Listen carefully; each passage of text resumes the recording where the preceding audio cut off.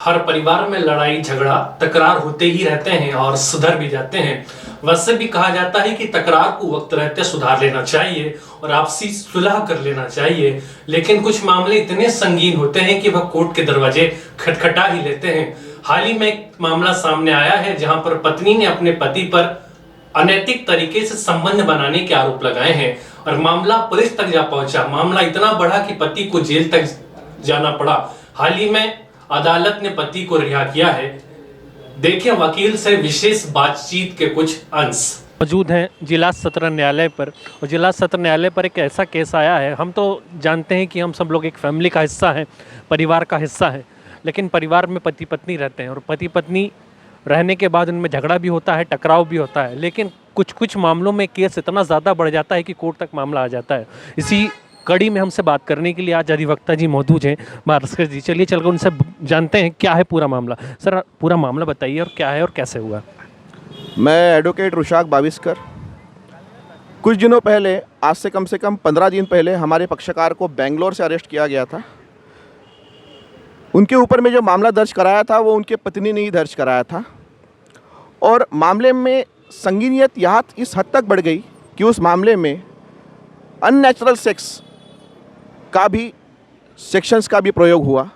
498A, 377, उसी के साथ में डाउरी प्रोहिबिशन एक्ट 3 और 4, और उसके बाद में 506, 507, इस तरह के सारी धाराओं का प्रयोग हुआ।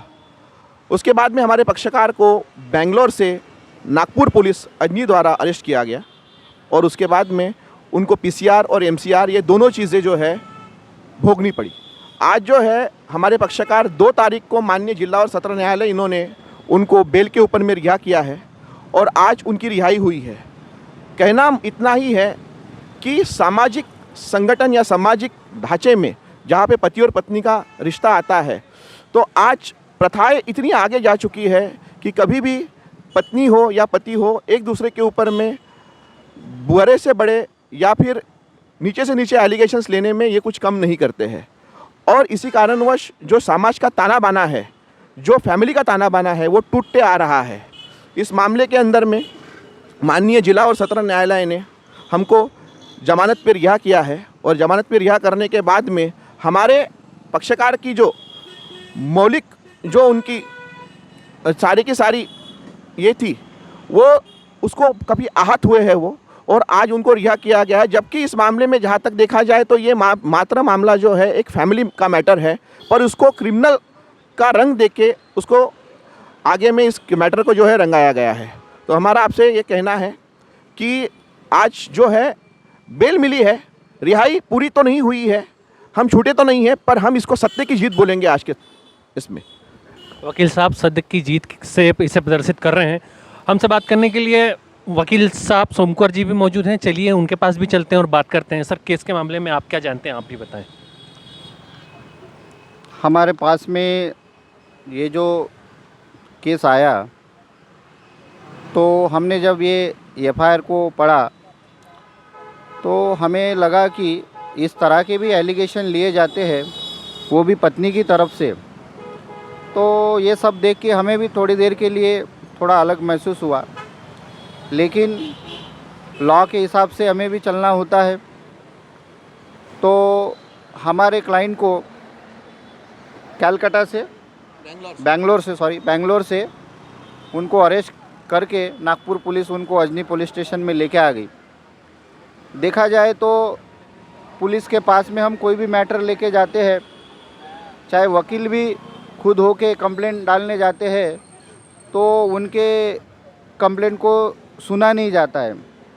लेकिन पुलिस वाले यहाँ से वहाँ जा रहे, उनको अरेस्ट करके ला रहे, ये भी कहीं ना कहीं सोचने वाली बात है। यानी इस फैमिली मैटर को क्रिमिनल मैटर में किस तरह से कन्वर्ट किया गया, ये भी इससे एक दिख रहा है। फिर भी ये जो मैटर है, इस मैटर में जो सेक्शन लगाए गए थे, इसमें 377, 498A और डाउरी एक्ट के भी सेक्शन लगाए गए थे। तो हमने इस केस को बेल के लिए, जमानत के लिए माननीय सेशन कोर्ट में अर्जी लगाई, और माननीय सेशन कोर्ट को अपनी दलीलें देकर हमने माननीय कोर्ट को समझाया कि ये जो एलिगेशन है ये पूरी तरह से झूठे एलिगेशन है और इस एलिगेशन में हमारे पक्षकार को फालतू की सेंटर जेल में इतने दिन से रहना पड़ रहा है, तो उनको जेल से रिहा करना चाहिए। इसलिए हमने जो एप्लीकेशन लगाए थे कोर्ट में, उस एप्लीकेशन को हमने अच्छी तरह से जज साहब के सामने रखा और हमने हमारे पक्षकार को सेंट्रल जेल से बाहर निकाला। तो ये हमारा जो वर्क है, ये हमारा टीम वर्क है।